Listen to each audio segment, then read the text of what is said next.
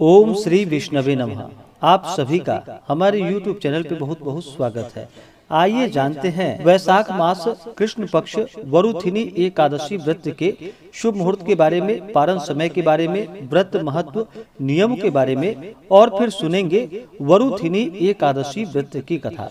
संपूर्ण जानकारियाँ की प्राप्ति के लिए वीडियो को अंत तक जरूर देखें। वैशाख माह के कृष्ण पक्ष में पड़ने वाली एकादशी को इसे वरुथिनी एकादशी के नाम से जाना जाता है। इस व्रत में भगवान विष्णु, माता लक्ष्मी और भगवान विष्णु के वाराह स्वरूप का पूजन किया जाता है। जो भी भक्त सच्ची श्रद्धा के साथ, नियम और निष्ठा के साथ वरुथिनी एकादशी का व्रत करते हैं तो इस व्रत के प्रभाव से व्यक्ति के सभी प्रकार के पाप और ताप नष्ट हो जाते हैं। और जब व्यक्ति के पाप और ताप नष्ट होते हैं तभी उनके पुण्यों का उदय हो पाता है। उसके बाद ही सभी प्रकार के सांसारिक सुखों की प्राप्ति हो पाती है। वैसे वैशाख का महीना जो कि भगवान विष्णु को अति प्रिय है, वैशाख के महीने में गंगा स्नान करना, भगवान विष्णु का पूजन करना और दान पुण्यों का कार्य करना, इन सबों का बड़ा ही विशेष महत्व माना गया है। और वैशाख के महीने में जो कि वरुथिनी एकादशी का व्रत किया जाता है, यह व्रत सभी प्रकार के पापों को नष्ट करने वाली है। जिस प्रकार से कि कुरुक्षेत्र में सूर्य ग्रहण के समय स्वर्ण दान से जिस फलों की प्राप्ति होती है, वह मात्र इस एकादशी व्रत के प्रभाव से उन फलों की प्राप्ति होती है। वरुथिनी एकादशी का व्रत अगर सच्ची श्रद्धा के साथ इस व्रत को किया जाए तो इस व्रत के प्रभाव से हजारों गौदान का पुण्य फल प्राप्त होता है। इस व्रत में जो कि भगवान विष्णु का पूरे विधि विधान के साथ पूजन करना चाहिए और वरुथिनी एकादशी व्रत महात्म्य को अवश्य ही सुननी चाहिए, कथा को सुननी चाहिए, भगवान की आरती करनी चाहिए। इससे भगवान श्री हरि विष्णु अति प्रसन्न होते हैं और अपने भक्तों के सभी प्रकार के पापों को नष्ट कर देते हैं तथा सुख और समृद्धि का आशीर्वाद प्रदान करते हैं और अंत में इस व्रत के प्रभाव से मोक्ष की प्राप्ति होती है। जो भी एकादशी का व्रत करते हैं उन्हें एकादशी व्रत के लिए जो कि दशमी के दिन से ही व्रत में नियम का पालन करना पड़ता है। दशमी तिथि के दिन जो कि सूर्यास्त होने से पहले ही भोजन ग्रहण कर लेनी चाहिए और उसके बाद अपने दांतों को अच्छे तरह से साफ कर लेनी चाहिए। दांतों में अन्न का रेशा ना होने पाए, इस बात का ध्यान रखें। रात्रि में ब्रह्मचर्य का पालन करते हुए भगवान विष्णु और एकादशी व्रत का स्मरण करते हुए सोना चाहिए। एकादशी तिथि के दिन सुबह ब्रह्म मुहूर्त में उठ करके नित्य क्रियाओं से निवृत्त हो करके गंगा नदी में या घर के नहाने के पानी में ही थोड़ा सा गंगा जल मिला करके स्नान करना चाहिए। वैशाख के महीने में अगर गंगा स्नान करते हैं तो इसका कई गुना पुण्य फल प्राप्त होता है। अगर गंगा नदी में ना जा पाए तो घर के नहाने के पानी में ही थोड़ा सा गंगा जल मिला करके और माता गंगा का, वरुण देवता का स्मरण करते हुए स्नान करना चाहिए और फिर व्रत का संकल्प लेना चाहिए। भगवान विष्णु से प्रार्थना करनी चाहिए कि हे भगवान विष्णु, हे भगवान वाराह, आज मैं वरुथिनी एकादशी का व्रत करने जा रहा हूँ या करने जा रही हूँ। इस प्रकार से भगवान से प्रार्थना करें। आपके मन में जो भी इच्छा हो, जो भी कामना हो, वह प्रभु से कहे और कहे कि हे प्रभु, मेरे सभी प्रकार के मनोरथ सिद्ध हों और यह व्रत मेरा पूर्ण हो, आप हमें आशीर्वाद प्रदान करें। इस प्रकार से भगवान से प्रार्थना करके एकादशी तिथि के दिन जो कि सुबह और शाम के वक्त पूरे विधि विधान के साथ भगवान का पूजन करना चाहिए, कथा श्रवण करनी चाहिए, आरती करनी चाहिए। एकादशी तिथि के दिन जो कि दिन रात्रि उपवास रहते हुए इस व्रत को धारण करना चाहिए। जो उपवास नहीं रह पाते हैं, जिनका स्वास्थ्य सही ना हो, वो एक समय फलाहार ग्रहण करें और इस दिन भगवान का पूरे विधि विधान के साथ पूजन करें। रात्रि में जहाँ तक हो सके जागरण करते हुए भगवान विष्णु के नामों का स्मरण करते हुए रहना चाहिए, जागरण करना चाहिए। अगर जागरण करते हैं तो इसका कई गुना पुण्य फल प्राप्त होता है। तो जहाँ तक हो सके एकादशी तिथि के दिन रात्रि जागरण करनी चाहिए और द्वादशी तिथि के दिन जा करके फिर सुबह उठ करके स्नान करके शुद्ध वस्त्र धारण करें, भगवान का पूजन और आरती कर ले। उसके बाद ब्राह्मणों को भोजन करवाएं, ब्राह्मणों को दान और दक्षिणा दे। उसके बाद फिर समय के अनुसार व्रत का पारण करना चाहिए। तो आइए जानते हैं पहले एकादशी व्रत के शुभ मुहूर्त के बारे में, इसके बाद फिर जानेंगे पूजन विधि के बारे में और भगवान को किन वस्तु का भोग लगाए, इन सबों के बारे में। इस बार वैशाख माह कृष्ण पक्ष वरुथिनी एकादशी तिथि प्रारंभ समय जो कि 15 अप्रैल 2023 दिन शनिवार रात्रि 8:46 और एकादशी तिथि की जो समाप्ति होगी वह 16 अप्रैल 2023 दिन रविवार शाम 6:15 पे। तो हमें शुद्ध रूप से द्वादशी युक्त एकादशी व्रत और सूर्योदय व्यापनी के अनुसार जो समय प्राप्त हो रहा है वह समय 16 अप्रैल 2023 दिन रविवार को प्राप्त हो रहा है। तो इस दिन इस व्रत को किया जाएगा और वरुथिनी एकादशी व्रत का पारणा जो कि 17 अप्रैल 2023 दिन सोमवार को व्रत का पारण किया जाएगा। एकादशी व्रत का जो पारण किया जाता है यह पारण जो कि हरिवासर समाप्त होने के बाद ही व्रत का पारण करना चाहिए और हरिवासर का जो समय होता है वह समय द्वादशी तिथि का पहला चौथाई हिस्सा वह हरिवासर का होता है। उसे छोड़ करके उसके बाद व्रत का पारण जो कि द्वादशी तिथि के दिन करना चाहिए। तो द्वादशी तिथि की जो समाप्ति है वह 17 अप्रैल 2023 दिन सोमवार को दोपहर 3:47 पे द्वादशी तिथि की समाप्ति है। तो व्रत का पारण जो कि सुबह में 17 अप्रैल को जो कि सुबह 6:20 से सुबह 8:51 तक व्रत का पारणा किया जाएगा। वरुथिनी एकादशी व्रत का पारण जो कि कुशोदकेन पारणम यानी कि कुशा के जल से इस व्रत का पारण किया जाएगा। यह संभव ना हो तो आप तुलसी दल या जल से व्रत का पारण करें। एकादशी तिथि के दिन जो राहु काल का समय होगा वह समय शाम 4:45 से शाम 6:21 तक 16 अप्रैल को राहु काल का समय होगा। राहु काल समय के दौरान कोई भी शुभ कार्य या नया कार्य नहीं करना चाहिए, यह लाभप्रद नहीं होता है, इस बात का ध्यान रखें। और 17 अप्रैल को जो राहु काल का समय होगा वह समय सुबह 7:10 से सुबह 8:46 तक राहु काल का समय होगा। एकादशी तिथि के दिन सूर्योदय समय जो कि सुबह 5:35 और सूर्यास्त शाम 6:21। एकादशी तिथि के दिन योग जो कि शुक्ल योग रात्रि 12:12 तक होगा। उसके बाद ब्रह्मा योग नक्षत्र जो कि शतभिषा नक्षत्र अगले दिन सुबह 4:07 तक, उसके बाद पूर्वा भाद्रपद नक्षत्र होगा। जो भी एकादशी का व्रत कर रहे हैं उन्हें इस व्रत में भगवान के पूजन के लिए चाहिए कि भगवान का पूजन सुबह और शाम के वक्त पूरे विधि विधान के साथ करना चाहिए। पंचोपचार या खोड़सोपचार पूजन विधि के द्वारा भगवान का पूरे विधि विधान के साथ पूजन करें। जिनके पास समय ना हो, जिन्हें समय ना मिल पाए, वो भगवान का केवल जल, पंचामृत, तुलसी दल, तिल भगवान को अर्पित करें, धूप दीप दिखाएं, नैवेद्य का भोग लगाएं, द्रव्य दक्षिणा चढ़ाएं, पुंगी फल तांबूल अर्पित करें और फिर एकादशी व्रत महात्म्य कथा आदि को श्रवण करें। उसके बाद भगवान की आरती करें। आप इस प्रकार से भी भगवान का पूजन संपन्न कर सकते हैं। अगर पूजन के लिए समय हो तो भगवान का पूरे विधि विधान के साथ जो कि पूजन के लिए एक अच्छा सा जगह ले, जैसे कि अपने घर के ईशान कोण में एक चौकी लगा करके चौकी पे पीला वस्त्र बिछाएं और अपने लिए एक आसन लगाए। आसन पर जो कि पूर्व या उत्तर दिशा की ओर मुख करके बैठना चाहिए और भगवान का पूजन करें। किसी भी प्रकार के शुभ कार्यों में या मांगलिक कार्यों में पहले भगवान गणेश जी का पूजन किया जाता है, तो भगवान गणेश जी का पूजन करें। इसके बाद फिर कलश देवता का पूजन करें। कलश में तीर्थों, वरुण आदि देवताओं का आवाहन करें। कलश के नीचे जो कि कुछ मिट्टी रखे और उस पे सप्त धान्य या कुछ अनाज रखे, जैसे कि गेहूं या जौ रख करके उसके ऊपर से कलश को स्थापित करे। कलश में मौली लपेट दे, कलश में स्वास्तिक का चिन्ह बनाए और कलश में जो कि जल डाले, उसमें कुछ द्रव्य यानी सिक्का कुछ डाल दे। पुंगी फल यानी कि सुपारी उसमें डाले और फिर आम का पल्लव डाल करके उसके ऊपर से एक चावल से भरा हुआ पूर्ण पात्र रखे, उसके ऊपर से पानी वाला एक नारियल रखे। इस प्रकार से रख करके कलश देवता का पूजन करे। कलश में तीर्थों का, वरुण आदि देवताओं का आवाहन करे, कलश देवता का आवाहन करे, पूजन करे।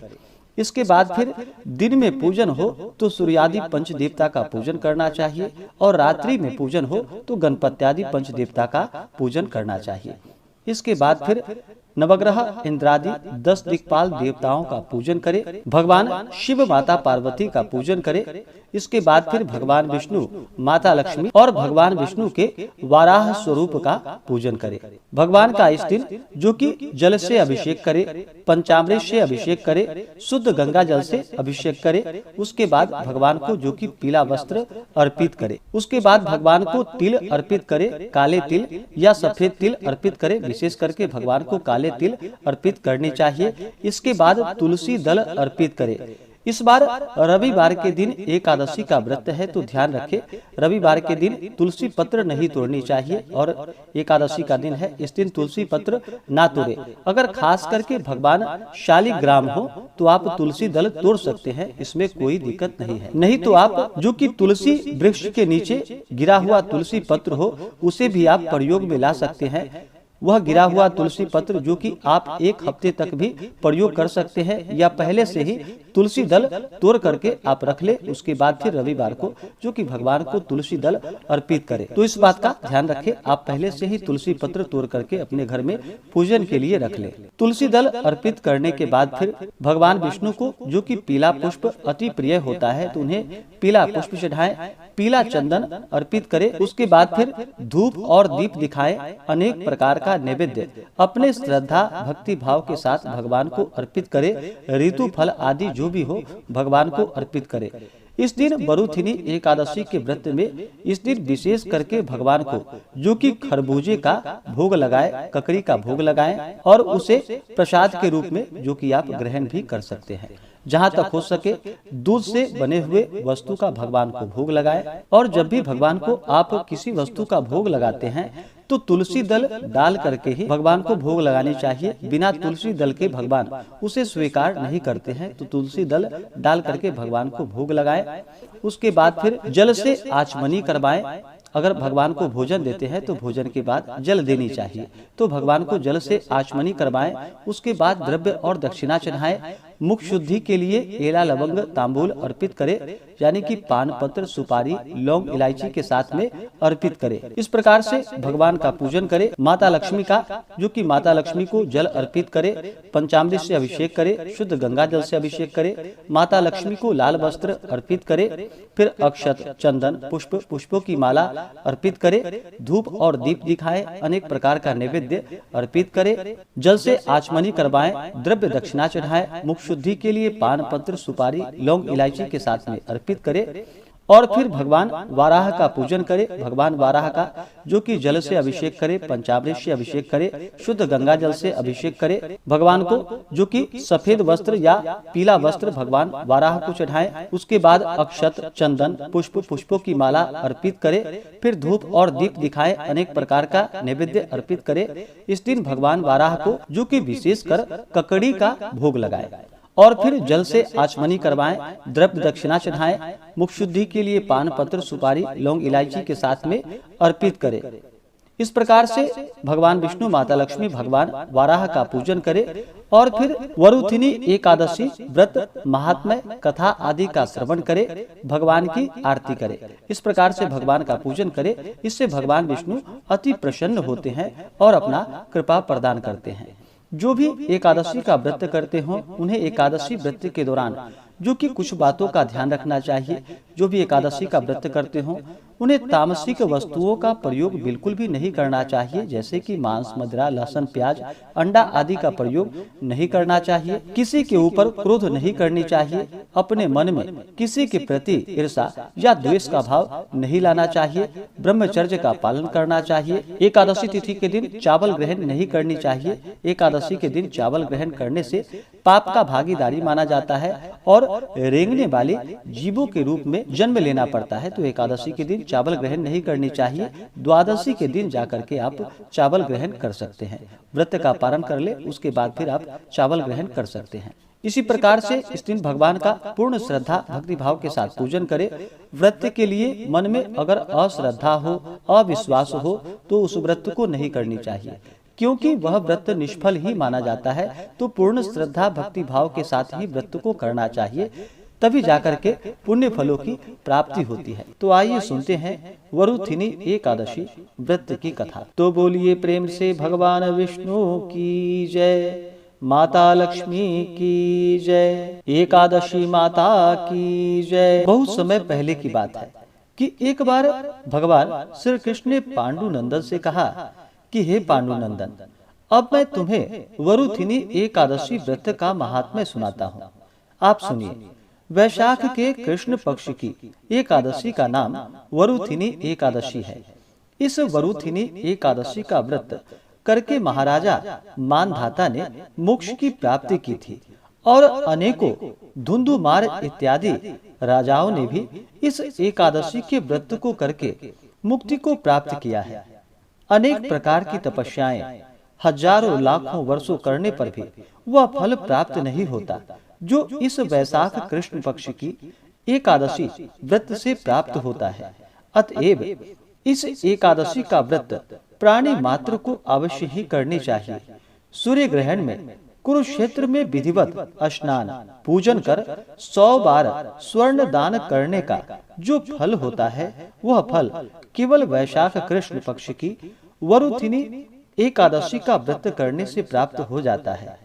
श्रद्धा और भक्ति के साथ इस वरुथिनी एकादशी व्रत करने वाले के समस्त मनोरथ पूर्ण होते हैं और वह इस लोक में रहकर सुख और ऐश्वर्यों को भोग करता है और अंत काल में स्वर्ग सुख को पाता है। गजदान महान पुण्य को देने वाला है और पाप एवं संताप का नाश करने वाला है। अश्वदान भी पुण्यप्रद है, मगर गजदान के समान नहीं, पर भूमिदान का पुण्य अत्यंत ही महान है। उनकी तुलना में अश्वदान और गजदान एकदम तुच्छ है। भूमिदान से अधिक पुण्य फल तिलदान में है और तिलदान से अधिक स्वर्ण दान में है और स्वर्ण दान से भी अधिक पुण्य अन्नदान में है। अन्नदान महान और अक्षय फलों को देने वाला है। इसके समान पुण्य संचय करने वाला अन्य कोई दान नहीं है। यद्यपि भूमि ही माता स्वरूप है, यही सब पदार्थों को उत्पन्न कर जगत का पालन करती है और यही देवता, दैत्य, यक्ष, गंधर्व एवं मनुष्यों को पालने वाली है। तथापि इससे भी अधिक और महान पुण्य अन्नदान में है, क्योंकि इससे भूखी आत्मा संतुष्ट हो आशीर्वाद देती है। यह दान यद्यपि पृथ्वी पर सर्वोपरि है, तथापि कन्यादान इससे भी अधिक पुण्यप्रद और मनोरथों को पूर्ण करने वाला है। मगर अन्नदान और कन्यादान से भी श्रेष्ठ जो कि विद्यादान है, यह दान धर्म, अर्थ, काम और मोक्ष को देने वाला है। वैशाख मास के कृष्ण पक्ष की वरुथिनी नाम की एकादशी का व्रत करने वाले को ये सभी पुण्य फल अनायास ही प्राप्त हो जाता है। शास्त्रों ने बताया है कि जो दुष्ट मंद बुद्धि मनुष्य कन्या बेचकर धन प्राप्त करते हैं, वह महान पापी होते हैं। वह अनेक जन्मांतरों तक नरक में वास करते हैं, अंत में विडाल योनि में जन्म पाते हैं। इसके विपरीत जो कोई कन्या को वस्त्र एवं अलंकारों से संयुक्त कर श्रद्धा पूर्वक दान देता है, उनके पुण्य फल का वर्णन शेष शारदा और भगवान शंकर भी नहीं कर सकते। व्रत करने वाले को दशमी के दिन सायं काल के ही समय में एकादशी व्रत करने का संकल्प करना चाहिए। संकल्प करने के पश्चात कांसे के पात्र में भोजन नहीं करनी चाहिए। मांस, मसूर, कोदो, सांबा, शाक, मदिरा, दूसरे का जूठा अथवा बारंबार भोजन नहीं करनी चाहिए। साथ ही साथ मन को एकाग्र कर शांति पूर्वक रहना चाहिए। एकादशी के दिन प्रातः काल नित्य कर्मों से निवृत्त होकर के स्नान कर भगवान का पूजन एवं भजन करनी चाहिए। किसी प्रकार के बुरे भावों को मन में न आने देना चाहिए, जैसे कुत्सित कार्य, जुआ, चोरी, झूठ बोलना तथा मैथुन इत्यादि नहीं करनी चाहिए। शांति से सात्विक बुद्धि धारण कर भगवान का भजन करना चाहिए। दिन एवं रात्रि किसी भी समय निद्रा के वशीभूत नहीं होनी चाहिए, बल्कि जागरण कर भगवान के सामने नृत्य गीत आदि करके भगवान की आराधना एवं पूजन करनी चाहिए। इस प्रकार वरुथिनी एकादशी का व्रत करने वाले के सभी पाप नष्ट हो जाते हैं। इस कथा को पढ़ने एवं सुनने वाले को हजारों गौदान का फल प्राप्त होता है और अंत में विष्णु लोक की प्राप्ति होती है। वरुथिनी एकादशी कथा के अनुसार प्राचीन समय में नर्मदा नदी के तट पर मानधाता नाम का राजा राज्य करता था। वह अत्यंत दानशील तथा तपस्वी था। एक दिन जब वह तपस्या कर रहा था, उसी समय जंगली भालू ने आकर राजा का पैर चबा डाला और फिर उसे घसीटता हुआ वन की ओर ले गया। राजा ने करुण भाव से भगवान विष्णु को पुकारा और भक्त वत्सल भगवान विष्णु प्रकट हुए और भालू से राजा के प्राण बचाए। राजा का पैर जो कि भालू खा चुका था, इससे वह बहुत ही शोकाकुल हुआ। तब भगवान विष्णु बोले कि हे वत्स, शोक मत करो, यह तुम्हारे पूर्व जन्मों के कर्मों के कारण तुम्हें यह कष्ट भोगना पड़ रहा है। अब तुम वैशाख माह के कृष्ण पक्ष की वरुथिनी एकादशी को मथुरा में जाकर मेरे वाराह अवतार की मूर्ति की पूजा और इसका व्रत करो। इसके प्रभाव से तुम पुनः सुदृढ़ अंगों वाले हो जाओगे। भगवान की आज्ञा मानकर राजा ने श्रद्धा पूर्वक इस व्रत को किया और प्रभु की कृपा से वह फिर से पुनः सुंदर अंगों वाला हो गया।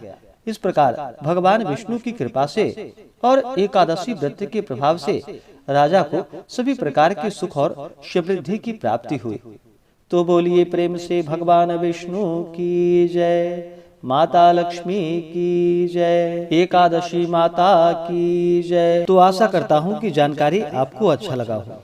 इसी प्रकार से ज्ञानवर्धक जानकारियाँ प्राप्ति के लिए चैनल पे अगर आप नए हैं तो चैनल को लाल बटन दबा करके सब्सक्राइब करें, साथ में बेल आइकन घंटी को दबाएं ताकि मेरे वीडियो का नोटिफिकेशन आपको समय से मिलता रहे। वीडियो को लाइक करें, शेयर करें। मिलते हैं फिर अगले वीडियो में, तब तक के लिए धन्यवाद।